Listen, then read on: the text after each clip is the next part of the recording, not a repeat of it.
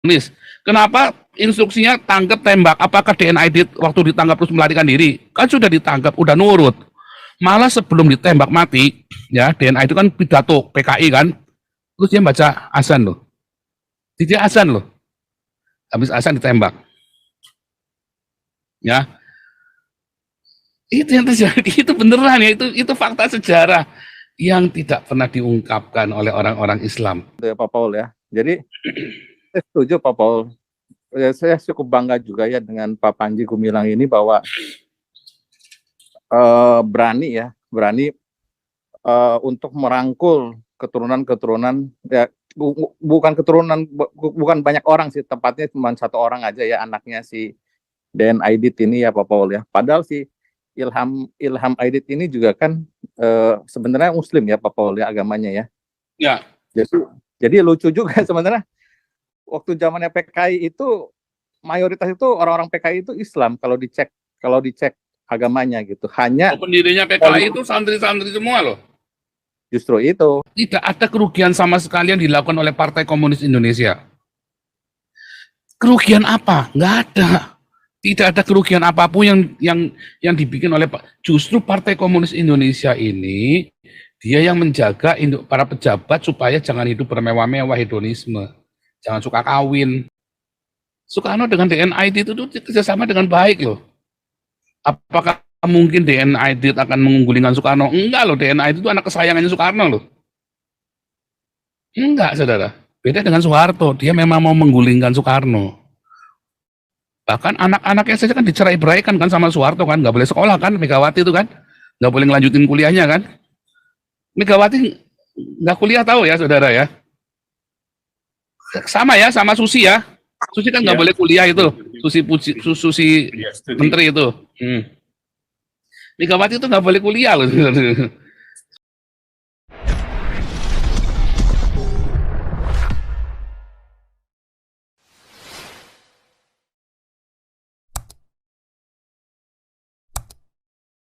Baik, oke.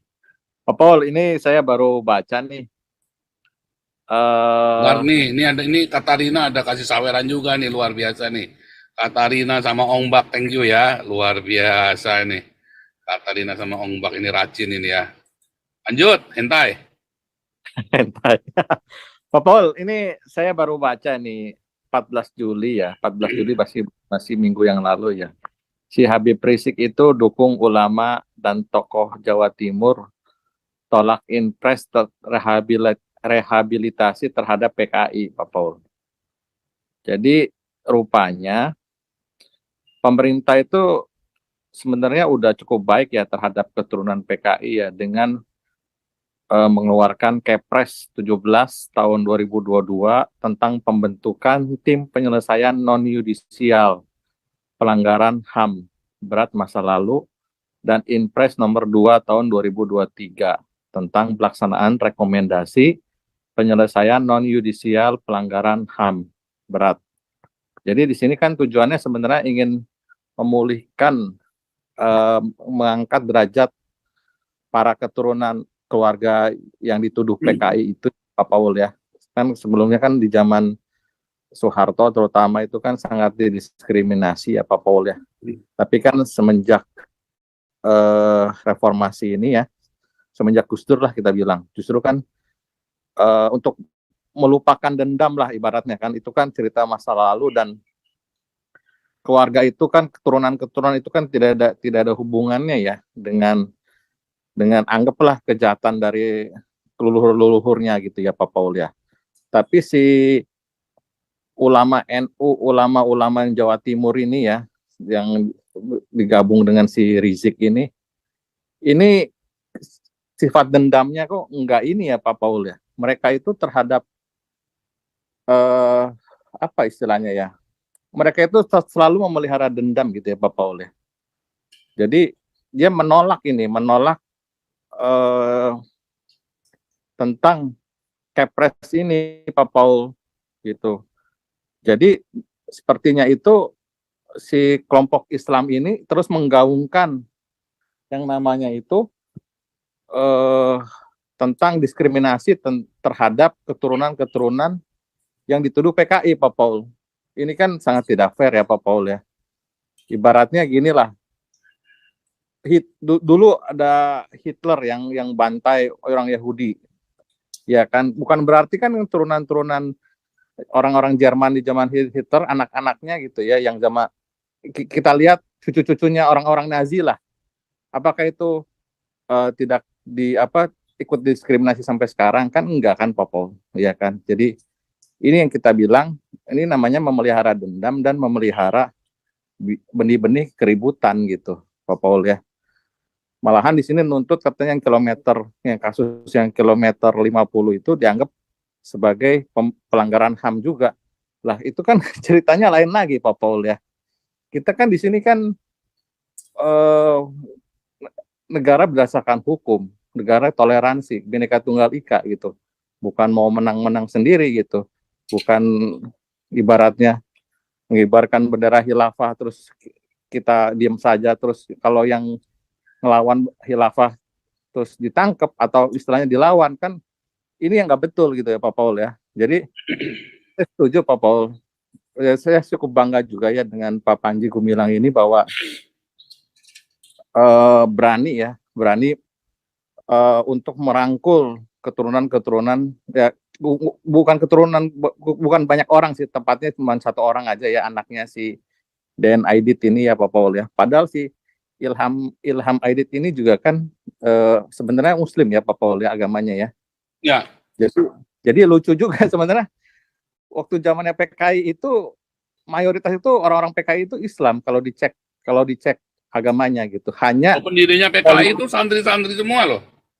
Justru itu, hanya dia politiknya saja, aliran politiknya yang komunis, di mana komunis itu sangat mementingkan kebersamaan, kesetaraan, ya kan. Tidak boleh ada kapitalis, tidak boleh ada orang-orang yang sangat menonjol lah dalam bidang ekonomi gitu kan ceritanya kan. Jadi masalah politik aja sebenarnya ini. Jadi lucu sekali gitu. Padahal lagian di PKI di Indonesia juga kan udah dilarang sebenarnya. Memang udah nggak mungkin lagi lah, di dunia juga cuma tinggal Cina kan. Cinanya sendiri udah kayak kapitalis gitu cara pemerintahannya, ya kan. Jadi aneh bin ajaib sih kalau masih terus digaung-gaungkan soal PKI ini ya Pak Paul ya. Dan lucunya lagi, orang Islam di Indonesia itu lebih takut PKI ya Pak Paul ya, daripada kelompok-kelompok kayak minoritas kayak kita ini Pak Paul, yang mirip-mirip kayak Ahok lah ya kan, yang berani menyuarakan tentang kebebasan beribadah, tentang meritokrasi, tentang profesionalisme gitu ya, tidak melihat agama melulu gitu ya Pak Paul ya. Itu justru lebih aneh gitu. Ya saya juga berkomentar mengenai kemarin itu ada yang bilang siapa yang politik yang masalah ini ya, Megawati ya kalau nggak salah ya. Ya menurut saya sih Megawati itu memang siapa Pak ini ya, Pak Gajah Mada ya kemarin itu.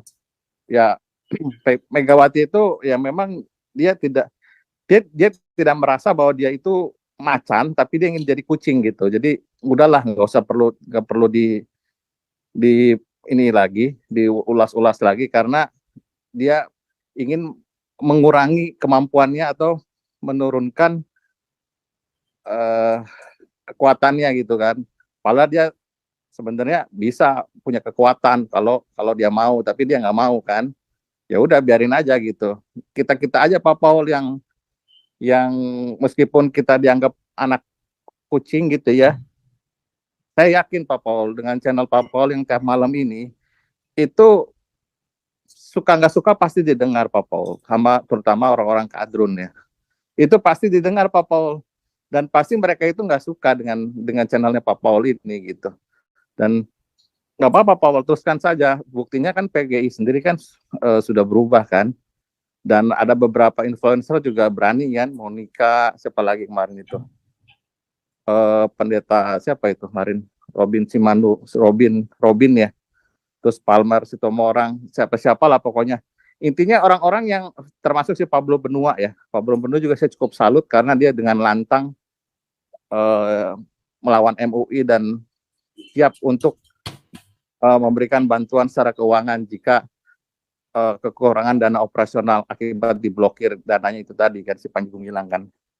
Jadi channel ini secara jangka panjang ini Pak Paul, ini sangat bermanfaat Pak Paul, channel Pak Paul ini gitu, terutama untuk menyuarakan tentang ketidakadilan yang terjadi di Indonesia ya. Jadi mudah-mudahan lah Pak Paul, channel ini juga bisa menyatukan Pak Paul yang merasa satu visi dengan Pak Paul ya.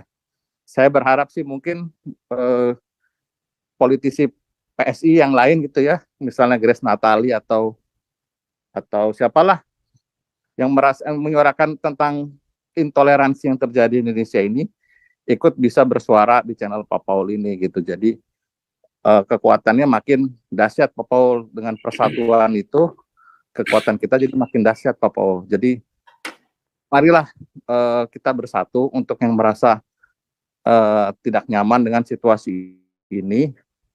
Dan saya yakin kalau kita bersatu Pak Paul, lambat laun itu nyali MUI Mahfud MD sama si siapa Pak Pres itu Ma'ruf Amin, pasti dia berhitung ulang Pak Paul, berhitung ulang untuk membabi buta menghabisi si Panji Gumilang itu gitu. Karena apa? Karena minoritas non Muslim itu udah bersatu gitu Pak Paul. Di mana ini pasti mempengaruhi politik luar negeri juga kan. Kan masalah Panji Gumilang ini kan kalau terus digoreng kan dunia internasional juga melihat lama-lama ya kan. Dan itu bisa menyatukan dunia internasional gitu. Dan bisa menekan pemerintah Indonesia gitu bahwa terjadi persekusi terhadap kebebasan beribadah di Indonesia yang sudah bertahun-tahun terjadi gitu ya Pak Paul ya. Kebebasan beragama, kebebasan menyatakan pendapat gitu ya kan. Ini yang harus diperjuangkan terus Pak Paul gitu. Dan saya yakin, sama sekali sangat yakin bahwa si Mahfud MD itu bentar lagi di reshuffle Pak Paul. Dia udah bukan jadi Menko Polkam lagi gitu loh, supaya kasus Panji Gumilang ini stop gitu Pak Paul. Karena saya yakin kalau Menko Polkamnya itu tentara TNI, itu nggak bakal jadi ruwet gini, nggak bakal jadi kacau balau gini gitu. Jadi kita tuh hidup bukannya berjuang untuk menciptakan sesuatu yang bagus gitu ya, memberikan manfaat bagi banyak orang, bekerja terus berinovasi gitu kan, membangun negara. Tapi tiap hari itu yang diomongin apa? Soal penistaan agama, ya kan? Kenapa dia menyanyikan lagu Yahudi? Kenapa orang Islam memberikan bertoleransi terhadap Israel misalnya? Kenapa ada orang Islam ingin membuka hubungan diplomatik dengan Israel, ya kan? Jadi tiap hari itu yang dilakukan hal seperti ini gitu. Belum lagi nanti ada kasus-kasus yang lain, MKC atau ada orang-orang yang mengkritik terhadap ajaran Islam gitu kan. Akhirnya apa? Dilaporkan lagi, ya kan? Yang non Muslim yang protes tentang sesuatu, tentang apa, misalnya kayak Meliana, dilaporkan lagi penistaan agama pasal 156A. Tiap hari itu Indonesia itu ya hidupnya begini-begini terus Pak Paul, ya kan? Saya sangat miris sekali melihat TV One ya. TV One itu udah kayak mirip TV-nya orang Islam Pak Paul. Hanya TV One yang sangat rajin mensiarkan yang namanya agama Islam Pak Paul. Ya kan, termasuk kasus Panji Gumilang ini dihabisi oleh yang namanya media yang namanya TV One Pak Paul. TV-TV yang lainnya itu enggak setajam TV One, enggak ekstrim TV One gitu. Ini udah benar-benar TV khilafah ini TV One ini. Ya semoga nanti ada Pak Karni Ilyas bisa ikut yang suka join di Zoom Pak Paul ini, ikut menegur lah itu Abu Rizal Bakri itu supaya bertobat gitu Pak Paul ya. Gitu. Ya, tadi salah dulu ya, saya koreksi dulu ya. Satu, sebetulnya saya koreksi dulu ya, tadi banyak supaya jangan jadi salah ngawur ya. Jadi apakah benar PKI itu yang merusak Indonesia. Enggak loh. Apakah benar PKI itu yang membunuh Dewan Jenderal? Bukan loh. Bukan loh. Tapi itu adalah orang-orang yang disetting sama Soeharto. Ya. Apakah PKI yang DNA aja nggak tahu menau? Ya kan? DNA aja nggak tahu menau. Kenapa bisa Kolonel Untung? Apa Kolonel Untung temannya DNA itu nggak ada hubungannya? Soeharto temannya Kolonel Untung. Ya, jadi pembunuhan Dewan Jenderal itu apakah niatan dari PKI? Bukan. Memang secara politik terang-terangan PKI menentang Dewan Jenderal. Karena isu Dewan Jenderal ingin menggulingkan Soekarno. Sedangkan PKI itu dijaga oleh Soekarno. Ya. Jadi ngapain terus PKI mau kudeta Soekarno? Kan nggak nyambung logikanya. Nggak nyambung sama sekali. Nah, jadi itu sebenarnya itu adalah Soeharto mau kudeta yang disalahkan PKI, itu sebenarnya yang terjadi. Dengan Paul, cara kenapa? Secara umum PKI menyatakan perlawanan terhadap Dewan Jenderal di depan massa, jadi itu buat alibinya.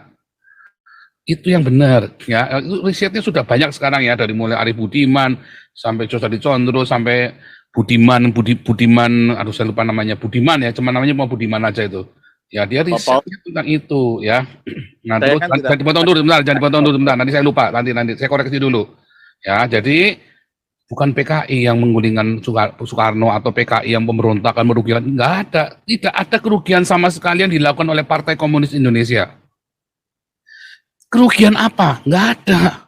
Tidak ada kerugian apapun yang dibikin oleh justru Partai Komunis Indonesia ini.